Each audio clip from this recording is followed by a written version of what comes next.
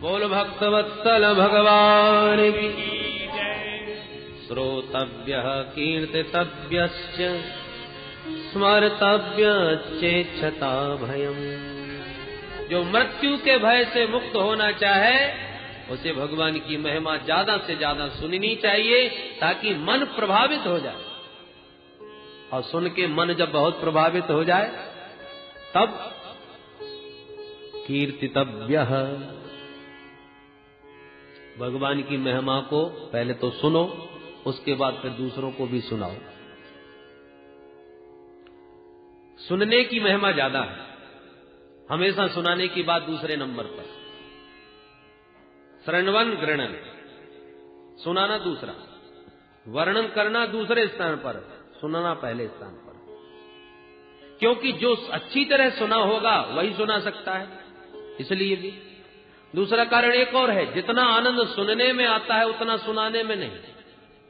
वक्ता भगवत प्रेम में डूबने में स्वतंत्र नहीं, श्रोता स्वतंत्र। श्रोता तो भगवान की महिमा को सुनता जावे और खूब आनंद के सागर में डूबता जाए, चाहे जितना कंठावृत हो जाए, चाहे जितना अश्रुपात हो जाए, चाहे जितनी समाधि लग जाए, वो स्वतंत्र है उस आनंद में डूबने के लिए। पर वक्ता स्वतंत्र नहीं। वक्ता कहीं प्रेम में ज्यादा डूब गया तो वाणी अवरुद्ध हो जाएगी, और जब वाणी अवरुद्ध हो जाएगी तो कथा कैसे होगी। एकदम डूब गया तो फिर वो वर्णन ही नहीं कर सकता, इसलिए उसे अपने को संभालना पड़ता है। इसलिए पहले श्रवण करो और फिर दूसरों को भी डुबाओ।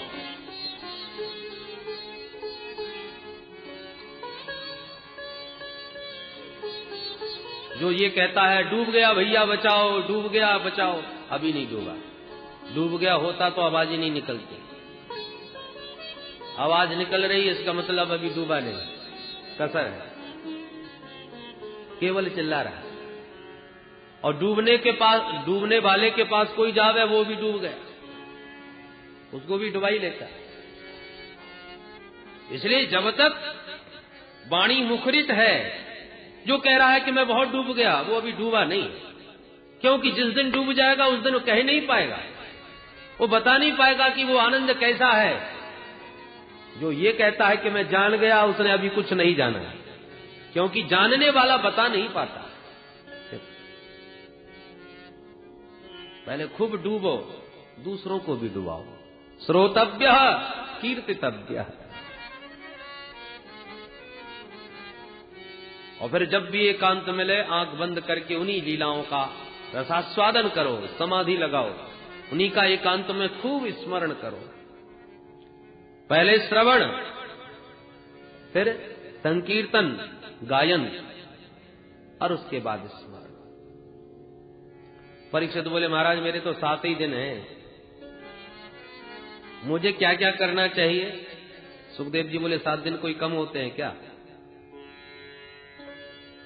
परीक्षित, मैं भी निर्गुण ब्रह्म की सत्ता में परिनिष्ठित था, पर गोविंद के गुणानुवाद ही इतने सरस मधुर हैं कि गृहीत चेता राजर्षे, हे राजर्षि परीक्षित, उस निर्गुण सत्ता से मेरा चित्त जबरदस्ती गोविंद के गुण गणों ने खींच लिया। परिनिष्ठितोऽपि नैर्गुण्य उत्तम श्लोक लीलया गृहीत चेता राजर्षे आख्यानम यदधीतवान्, आख्यानम यदधीतवान्। संसार में 2 ही आनंद हैं, विषयानंद और ब्रह्मानंद। विषयों के भोग से जो आनंद मिलता है वो विषयानंद, और आंख बंद करके सुसुप्ति अवस्था में या समाधि अवस्था में जो महापुरुषों को प्राप्त होता है वो ब्रह्मानंद। परंतु गोविंद के गुण गणों का चमत्कार देखो परीक्षित, कि विषयानंद की तो चले क्या, ब्रह्मानंद भी फीका पड़ गया।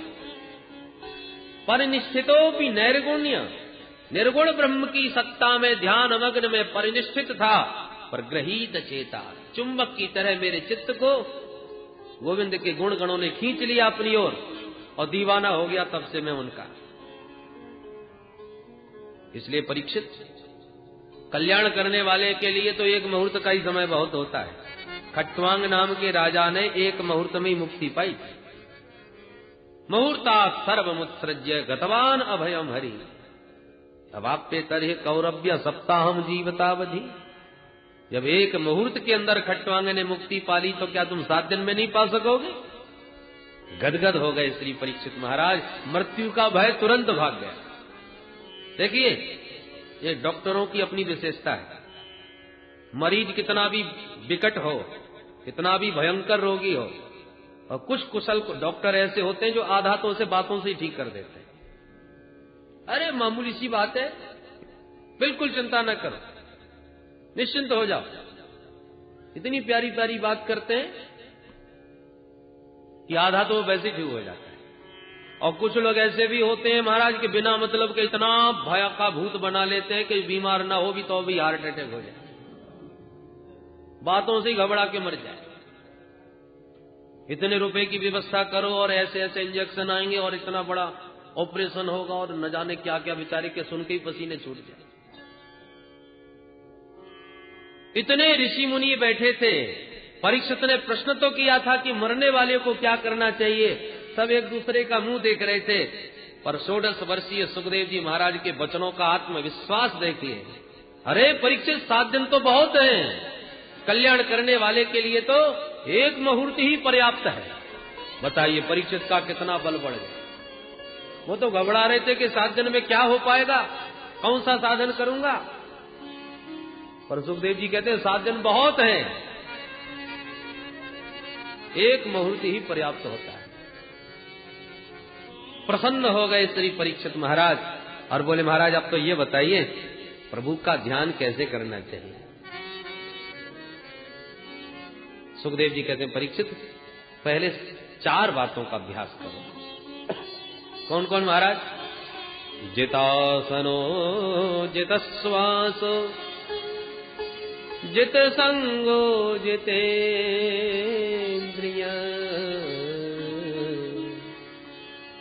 स्थूले भगवतो रूपे मनः संधारये धिया मनः संधारये धिया। परीक्षित, सबसे पहले जितासन बनो, आसन को जीतो। आसन जो तुम्हें अच्छा लगता हो, सुखद लगता हो, वही आसन को सिद्ध करो। चाहे वज्रासन हो, चाहे पद्मासन हो, सुखासन होना। रीढ़ की हड्डी सीधी करके बैठो, क्योंकि जब तक आसन की सिद्धि नहीं है तब तक शरीर का ही ध्यान बना रहता है। 5 मिनट हुए नहीं आंख बंद करने को कि घुटने दुखने लगे, फिर कमर दुखने लगे, फिर पैर पसारने लगे। इसलिए जितासन, उसके बाद जितश्वास, प्राणायाम का खूब अभ्यास करो। पूरक, कुंभक, रेचक आदि पद्धतियों के द्वारा प्राणायाम के भी कई प्रकार हैं। उस प्राणायाम के अभ्यास से श्वास पर नियंत्रण करो। श्वास का संबंध मन से है। श्वास पर जितना नियंत्रण होगा उतना ही मन भी तुम्हारा शांत होगा। मन में क्रोध आ जाए तो देखिए श्वास भी गर्म हो जाती है, श्वास की गति भी तेज हो जाती है, फुसकार भरने लगता है। तो मन का श्वास से बहुत निकटतम संबंध है, इसलिए प्राणायाम का खूब अभ्यास करना चाहिए। प्राणायाम परम बलम, भगवान ने कहा बड़ा बल है प्राणायाम। तीसरी बात बताई जित संग, असंग हो जाओ, असंग होकर के ध्यान लगाओ। अहम एको न मे कश्चित ना हम अन्यस्य कश्चित न तम पश्यामि यस्याहम तम न पश्यामि यो मम प्रभोरहम मम प्रभो। संसार में ऐसा कोई नहीं जो मेरा हो सके, और ऐसा भी कोई नहीं जिसका मैं हो सकूं। शरणागति उसकी ग्रहण करना चाहिए जहां सार्थकता हो, जो शरण्य हो। निर्बल की शरणागति ग्रहण करोगे तो शरणागति व्यर्थ जाएगी। राम जी समुद्र की शरण में गए, शरणागति राम जी की व्यर्थ गई। समुद्रम शरणंगता। राम जी महाराज 3 दिन तक बैठे रहे, हाथ जोड़ के समुद्र से प्रार्थना करते रहे, महाराज बताओ उपाय कैसे जाऊं। समुद्र ने बात ही नहीं करी, और जो अग्नि बाण निकाला सो वो खुद ही लौट के शरण में आ गया। तो निर्बल की, असमर्थ की शरणागति व्यर्थ हो जाएगी। किसी ने बड़ी प्यारी बंसी बजाई और आप उसके दीवाने हो गए, अब तो महाराज हम आपके साथ ही रहेंगे। आपकी बंसी ने तो हमारा चित्त चुरा लिया, और आप सबको छोड़ के उसके पागलों की तरह दीवाने बने पीछे पड़े। उसने भी सोचा जब तक माल है लूट लो, जितना था सब आपका ले लिया, बाद में 9 2 11 हो गए। आपने अपना सर्वस्व निवेदन किया, शरण में गए, और शरणागति व्यर्थ हो गई, क्योंकि समर्थ की शरण में नहीं गए। शरण्य हो उसकी शरण में जाओ। भगवान के चरण कमल ही शरण्य है। ध्येयं सदा परिभवग्नमभीष्टदोहम् तीर्थास्पदं शिव विरञ्चिनुतं शरण्यम्। अरे भगवान के चरण कमल तो ब्रह्मा और शंकर को भी शरण देने वाले हैं। श्री विभीषण जी महाराज समर्थ राम जी की शरण में गए तो शरण में आते ही सीधे लंकेश्वर हो गए। इसलिए बद्दल बहुत गरजते हैं पर सब नहीं बरसते। सभी बद्दल बरसात नहीं करते। इसलिए जो मिला त्वमेव शरणम मम, त्वमेव शरणम मम। हर किसी की शरण में न जाओ। शरणागति एक बार होती है और एक में होती है। शरणागति वो ब्रह्मास्त्र है जिसके ऊपर फिर दोबारा कोई अस्त्र प्रयोग नहीं किया जाता। ब्रह्मास्त्र के बारे में आपने सुना होगा कि ब्रह्मास्त्र के ऊपर यदि कोई दूसरा अस्त्र चला दिया जाए तो ब्रह्मास्त्र निर्बल हो जाता है, शक्तिहीन हो जाता है, क्योंकि सबसे बड़ा अस्त्र वही है। मेघनाथ ने श्री हनुमंतलाल जी के ऊपर ब्रह्मास्त्र चलाया। हनुमंतलाल जी वैसे तो बड़े सामर्थ्यवान थे, चाहते तो ब्रह्मास्त्र भी उनका कुछ न बिगाड़े, पर उनको लगा कि एक मर्यादा है। जो न ब्रह्म सर मानो महिमा मिटाई अपार। ब्रह्मास्त्र की बड़ी महिमा है, इसलिए इसकी महिमा की रक्षा करने के लिए मुझे बंधन स्वीकार कर लेना चाहिए। अब ब्रह्मास्त्र के बंधन को श्री हनुमंतलाल जी ने स्वीकार कर लिया, जो मेघनाथ के द्वारा छोड़ा गया, अशोक वाइट का बंध गए। अब दिव्य बंधन ब्रह्मास्त्र का, हनुमंतलाल जी बंध गए, गिर पड़े। पर राक्षसों ने सोचा ये बंदर जैसे तैसे थोड़ी देर के लिए मूर्छित हुआ है, जल्दी जल्दी लोहे की सांकरों में बांध दो, नहीं तो फिर खड़ा हो जाएगा, उत्पात मचाएगा। तो ब्रह्मास्त्र के बंधन में बांधकर मेघनाथ तो थोड़ा निश्चिंत होकर के विश्राम करने लगा। चलो बंदर बंध गया, अब कहां जाएगा। पर जहां राक्षसों ने मोटी मोटी जंजीरों में बांधा हनुमंतलाल जी को, और मेघनाथ ने देखा तो समझ गया अरे राम नाम सब गड़बड़ कर दिया। ब्रह्मास्त्र के बंधन के ऊपर इन सागरों को बांधने की क्या आवश्यकता है। जहां जंजीरों में हनुमान जी को बांधा तो ब्रह्मास्त्र का बंधन ढीला हो गया, क्योंकि ब्रह्मास्त्र के ऊपर दूसरा प्रयोग किया गया, जंजीरों का बंधन लगाया गया, इसलिए वो बंधन शक्तिहीन हो गया। और इसलिए उस बंधन को तोड़ करके श्री हनुमंतलाल जी ने फिर सारी लंका फूंक डाली। बोलो जय श्री कृष्ण। तो जैसे ब्रह्मास्त्र के ऊपर दूसरा प्रयोग नहीं, ऐसी शरणागति एक बार होती है, बार बार नहीं, और हर किसी के सामने नहीं। जो आराध्य हो, जो तुम्हारा इष्ट हो, उसमें निष्ठा परिपक्व हो जाए, उसी के चरणों में शरणागति ग्रहण कर लो। पर इतना ध्यान रखो, जिसकी शरण में जा रहे हो वो समर्थ होना चाहिए, असमर्थ न हो। इसलिए जगत में देखो कोई भी समर्थ दिखाई नहीं पड़ता प्रभु के अतिरिक्त। इसलिए ऐसा कोई नजर नहीं आता जिसका मैं हो सकूं, और ऐसा भी कोई नहीं जो मेरा हो सके। केवल एकमात्र मेरे प्रभु हैं और प्रभु का मैं हूं। प्रभोरहम मम प्रभो। उस समर्थ को पहचानो और उसी की शरणागति ग्रहण कर लो, उसी को अपना समझ लो। गोविंद मेरो है, गोपाल मेरो है, गोविंद मेरो है, गोपाल मेरो है, गोविंद मेरो है, गोपाल मेरो है, गोविंद मेरो है, गोपाल मेरो है।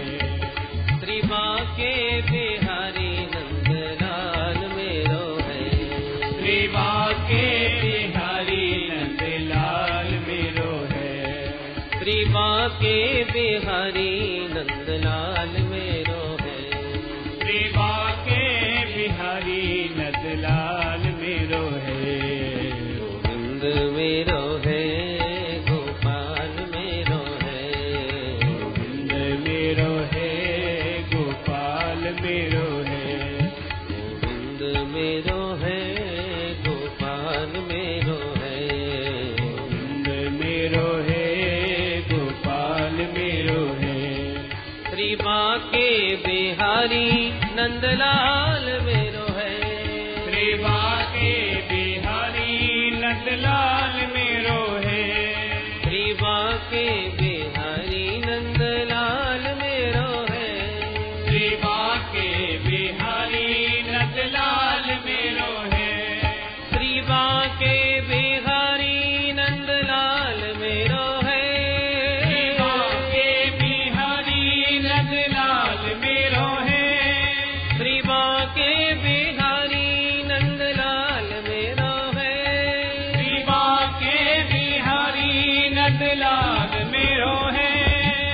बांके बिहारी नंदलाल मेरो है, श्री बांके बिहारी नंदलाल मेरो है। गोविंद मेरो है, गोपाल मेरो है, गोविंद मेरो है, गोपाल मेरो है, गोविंद मेरो है, गोपाल मेरो है, गोविंद मेरो है, गोपाल मेरो है। बोल वृंदावन बिहारी लाल जय।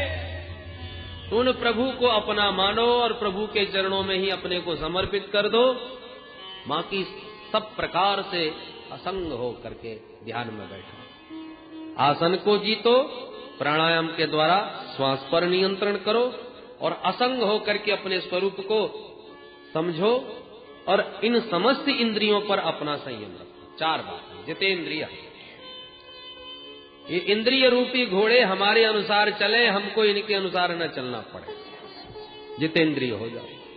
चार बातों का अभ्यास करने के बाद स्थूले भगवतो रूपे मनः संधारये धिया। फिर परमात्मा के उस व्यापक ब्रह्म स्वरूप का जो स्थूल रूप में परमात्मा प्रकट है उसका ध्यान करो। देखो, एक स्थूल ध्यान है, एक सूक्ष्म। ये विश्व ब्रह्मांड में जहां तक दृष्टि जा रही है और जो भी दिखाई पड़ रहा है ये भी परमात्मा का एक स्वरूप है।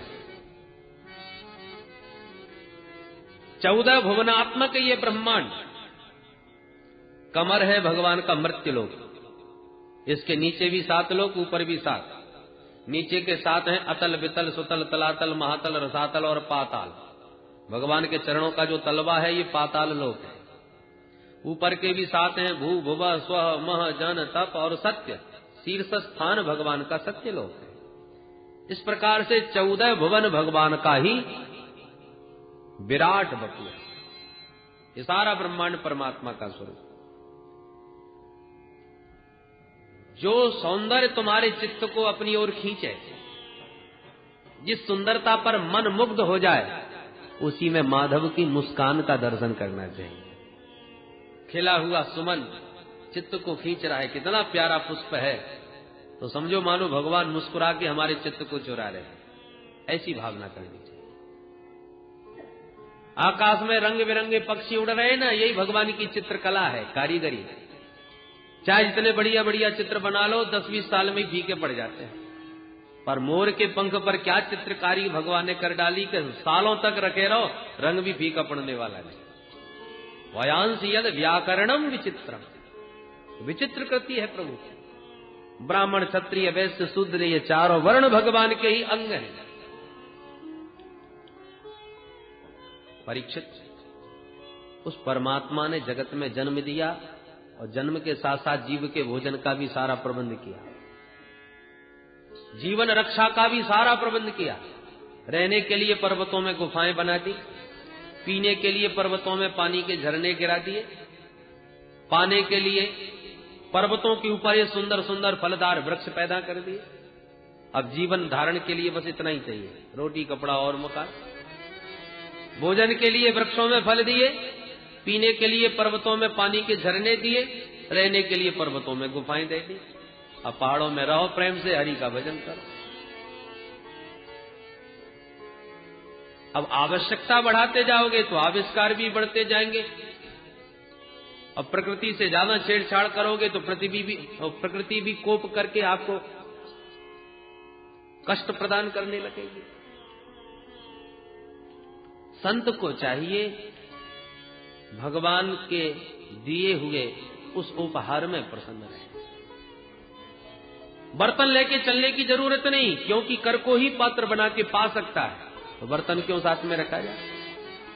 कर पात्र बनो, कर कोई पात्र बना के कर पात्री बन के भोजन करो। धर्म सम्राट श्री स्वामी करपात्री जी महाराज का नाम ही इसलिए पड़ा, वैसे उनका नाम तो धर्म सम्राट श्री स्वामी हरिहरानंद सरस्वती था, परंतु कर को ही पात्र बना के पाते पाते नाम ही उनका श्री स्वामी करपात्री जी महाराज हो गया।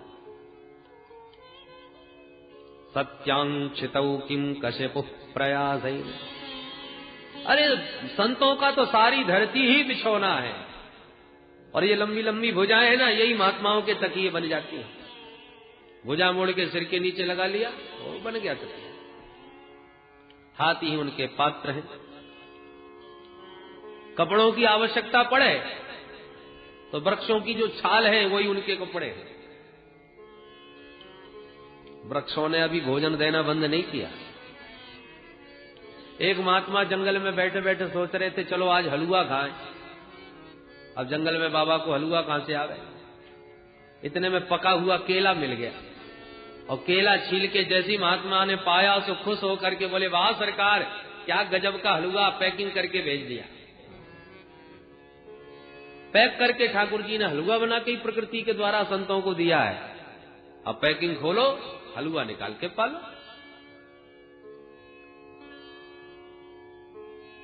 कैसे अद्भुत रस अनार के भीतर भर दिए, आम के भीतर भर दिए रसराज। ये सब परमात्मा का दिया हुआ भोजन है। प्रेम से पाओ, स्वस्थ रहो, हरि का भजन करो। सारा प्रबंध परमात्मा ने किया है जो परमात्मा के आश्रित रहते हैं उनके लिए। मां के पेट में थे तब कौन खिलाता था? उस समय भोजन किसने दिया? ठाकुर जी ने तो प्रबंध किया कि आप्यायनी नाम की नाड़ी से सारा रस ग्रहण करता रहता है मां के गर्भ में बालक। बालक को कोई कष्ट न हो, वहां पर भी उसको सुरक्षा के कवच में व्यवस्थित कर दिया। अब बालक जगत में आने में समर्थ हो गया तो प्रसूति वायु के प्रबंध के द्वारा तुरंत मां के गर्भ से बाहर निकाल दिया। ये भी तो प्रबंध उसी का है कि समय पर ही प्रसूत वायु आकर के उसे बहिर्भूत करती है गर्भ से। अब जगत में अभी आया ही आया है, जगत की वस्तुओं को खाने में अभी समर्थ नहीं है, तो कैसे भरण पोषण होगा? भगवान ने तुरंत मां के स्तनों में दूध का संचार कर दिया। लोग कहते हैं क्षीर सागर एक कपोल कल्पना है, दूध के भी कई समुद्र हुआ करते हैं। अरे भैया, यदि प्रभु के पास क्षीर सागर न होता तो जो लाखों जन्म ले रहे हैं जीव, उनके लिए दूध की सप्लाई कहां से होती? कुकर सुकर किसी का भी बच्चा हो, 84 लाख योनियां हैं, पर बालक ने जिसने भी जन्म दिया, भगवान ने अपने क्षीर सागर से मां के स्तनों में कनेक्शन फिट कर दिया दूध का, और बालक को दुग्ध पान होने लगा। बालक के निमित्त ही वह दुग्ध है। डॉक्टर भी कहने लगे मां का दूध पिलाओ, बच्चा स्वस्थ रहेगा, क्योंकि ठाकुर जी दही ही उसके लिए रहे। मां के दुग्ध का पान करने के लिए बच्चे को दांतों की आवश्यकता नहीं पड़ती, इसलिए भगवान ने दांत दिए भी नहीं। परंतु अब कुछ खाने पीने की इच्छा बालक में जागी, कुछ सामर्थ्य भी शरीर में आने लगी, तो दांतों की आवश्यकता भी पड़ने लगी। तो भगवान ने हल्के हल्के दांत भी दे दिए, दूध के दांत अब देना प्रारंभ किया, क्योंकि अब आवश्यकता पड़ने लगी। और जहां पाने लगा बालक इधर उधर की वस्तुओं को, तो भगवान को लगा अब दूध की आवश्यकता नहीं रही, तो कनेक्शन काट दिया। अब दूध नहीं मिलेगा, खाओ। बाहर की वस्तुओं का सेवन करते करते बालक बड़ा होने लगा, स्वस्थ होने लगा, धीरे धीरे नवयुवक बन गया। अब तो बड़े बड़े चनों को भी चबा करके खा जाता है, जठराग्नि भी प्रबल हो गई। तो भगवान कह रहे दूध वाले दांतों से अब काम नहीं चलेगा, अब तो मजबूत वाले दांत लो। तो दूध के दांत वापिस लेने लगे और दूसरे दांत देने लगे मजबूत। अब इनसे चाहे जितना चबाओ, चाहे कुछ कुछ चबा जाओ, स्वस्थ दांत दे दिए युवावस्था में। परंतु जहां जवानी ढलने लगी, बुढ़ापा आने लगा, मंदाग्नि पेट में पड़ने लगी, अब खट्टी डकारें आने लगी, महाराज कुछ हजम ही नहीं होता। भगवान कहते अब दांत वापस करो, फिर बन जाओ वेदांती। अब दांत छोड़ो और एकांत में बैठ के फलाहार करके फिर हरि का भजन करो। जीवन के लक्ष्य को समझो। फलाहार करोगे तो स्वस्थ रहोगे, उल्टा सीधा खाओगे तो फिर बीमार पड़ोगे, इसलिए दांत ही ले लिए वापस। सारी व्यवस्था ये अद्भुत कौन कर रहा है? ये सब संचालन किसके द्वारा हो रहा है? अरे भाई, जब चित्र दिखाई पड़ता है तो चित्र देखते ही चित्रकार का स्मरण स्वाभाविक होता है। भाई किसने बनाया, बड़ा गजब का चित्र है। जब कोई सुंदर मूर्ति दिखाई पड़ती है तो मूर्तिकार का ध्यान आ ही जाता है, गजब की मूर्ति है, किसने बनाई भाई? कोई ना कोई तो कारीगर होगा जिसने मूर्ति बनाई या चित्र बनाया। कृति को देख करके कर्ता का स्मरण हो ही जाता है। कोई कृति अपने आप नहीं, कोई उस कृति का कोई ना कोई कर्ता होता है। तो जगत है परमात्मा की कृति, उस कर्ता का भी तो स्मरण करना चाहिए। इस जगत को देखकर फूलों में कितने सुंदर सुंदर रंग भर दिए, जीवों के भरण पोषण का कितना सुंदर सुंदर प्रबंध कर दिया। इन सबका प्रबंधक कौन है? सूर्य चंद्र का ये संतुलन कौन बना रहा है?